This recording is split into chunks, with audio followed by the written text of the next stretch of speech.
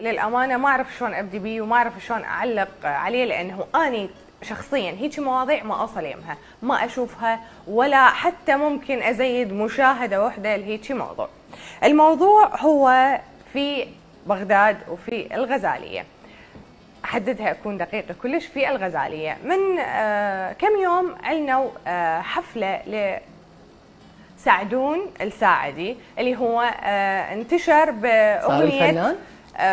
انتشر باغنيه 10 بلف صمون. مثل ما تعرفون اكيد انا متاكده كل العراقيين سامعين هذه الاغنيه لسعدون الساعدي.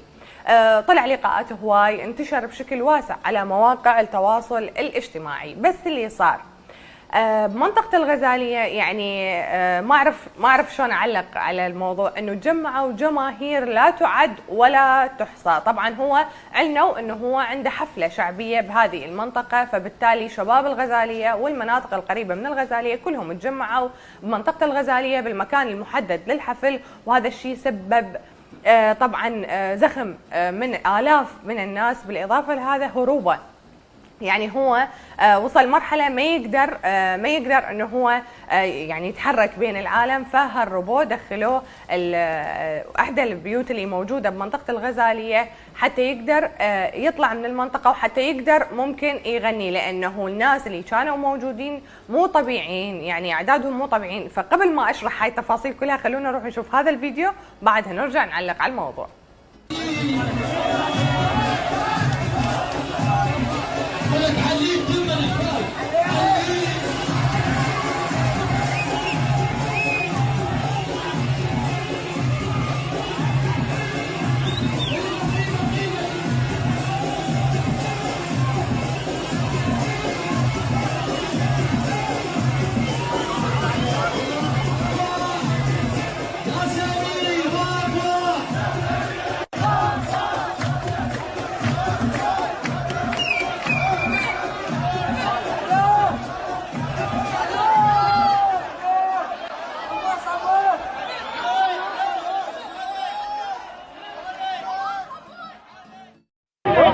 سعدون انا احبك سعدون.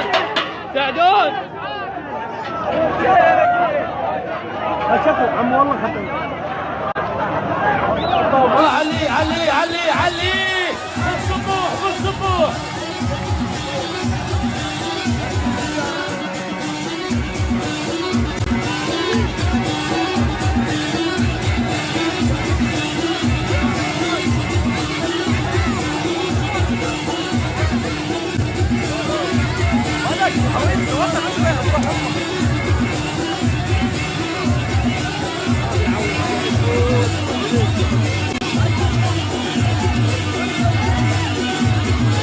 شلونو يا كورونا ويا كورونا فوق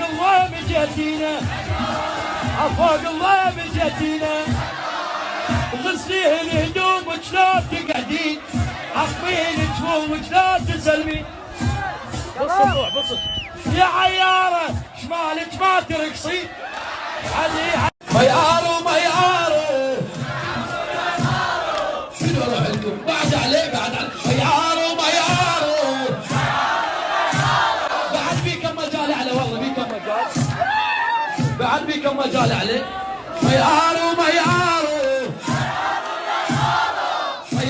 ميارو يتدبب 500 جايك بسلفوته ما يشتر تفوته، جايك بسلفوته ما يشتر تفوته. الباب يوميا خيط طقنا على عيوني يما بنفس عيني.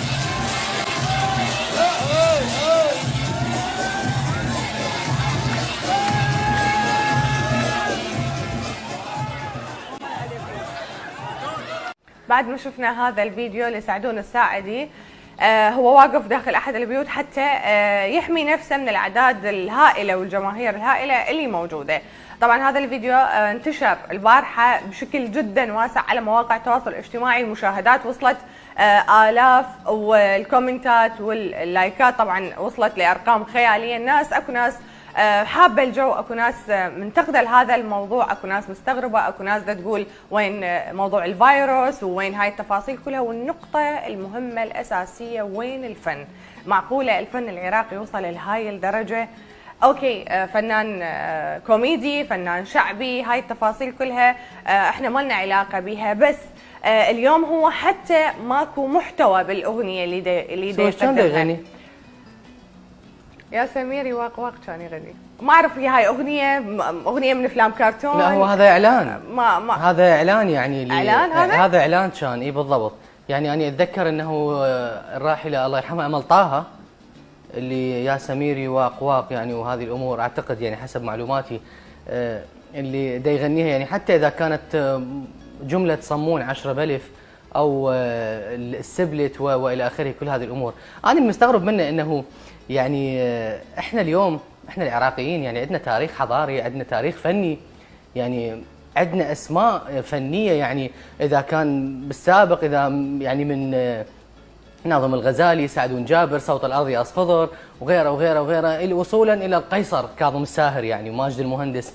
هذه الاسماء يعني حتى هيثم يوسف، حتى مهند محسن، حتى حاتم العراقي، كل هذه الاسماء والفئات الكبيره الموجوده عندنا الفنيه والاغاني اللي قدموها اللي صارت ترند على صعيد الوطن العربي. محمد السالم واحد من النجوم اللي انتقدوهم، لكن محمد السالم ما اعتقد لليوم غض البصر عن بداياته انه يمكن عنده كم مفرده، لكن لليوم ما شفت انه وصل لهذه المرحله او لهذا الابتذال. يعني مصر نقيب الفنانين هاني شاكر ما يمنح اي هويه فنان لاي شخص هو غير دارس وغير مهني، وبالذات مطربين اغاني المهرجانات. وصارت ضجه جدا كبيره بمصر صح. على موضوع كم شخصيه يعني شاكوش وغيره وغيره يعني. والملحن الكبير حلمي بكر اللي انطى لمياد الحناوي والورده الجزائريه ولليلى مراد ولاسماء جدا كبيره بالوطن العربي. يعني مثل ما نقول احنا قاعد لهم ركبه ونص لهذه الاسماء الشعبيه الموجوده اللي يغنون اغاني المهرجانات. لكن يعني احنا اليوم يعني شارعنا العراقي ما اعرف ليش يتجه لهذه الامور، شنو السبب ولا راح نعرف شنو السبب.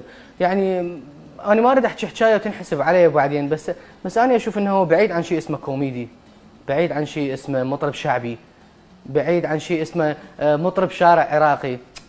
مو هيك الفكره، هذا مو طرب ولا هذا غناء ولا كل هذه الامور بعيده عنه. لكن احنا المشكله اللي عندنا شنو اللي انا هسه قلتها بالبدايه انا وهاله، هسه حكينا بها احنا بالضبط، حكيناها بالبدايه انه احنا عندنا فد مثل دائما نقوله على حس الطبل خفا يا رجليه.